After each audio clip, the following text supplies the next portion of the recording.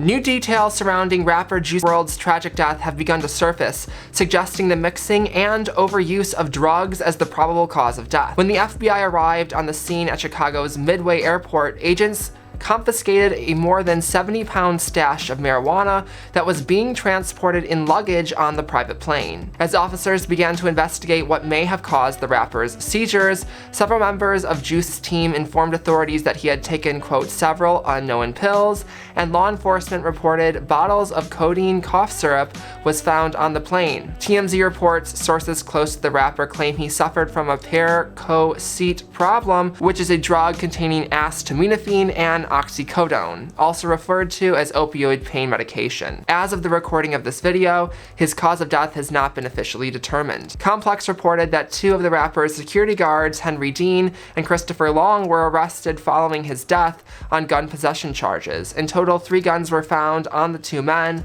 one of whom had a valid permit to carry firearms in Illinois, but the Chicago Tribune reports that regardless, guns are not allowed to be carried at airports in the state. Both have been released. I'll be honest that I was not the biggest listener to Juice. Through covering his life and career, this guy was really one of the good ones. He understood the power of his music and actually worked to help people.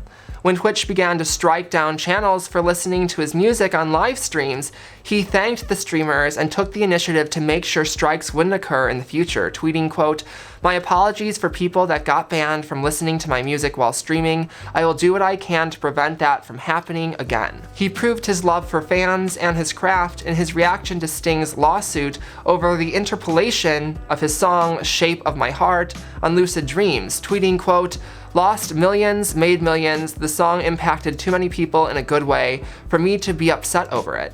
There's always more money to be made and I will make it." And lastly, you see the effect he had by the millions of fan tweets and industry support from names such as gaming star Ninja, Tfue, Censor, Deji, the list goes on. In the last 18 months, I've covered X's death, Xan's rehab, and countless other drug and death-related stories in the youth music scene. To his family and close friends, he was a kid from Chicago named Jared Anthony Higgins, a regular guy with an extraordinary talent taken too soon. I want to encourage you guys that if you're suffering from depression or have an issue you can't shake on your own, please, please, please, reach out to a trusted friend and family. I don't want you to end up as another statistic of drug overdose or suicide or murder or any other cause of young death in the US. Please reach out and get some help.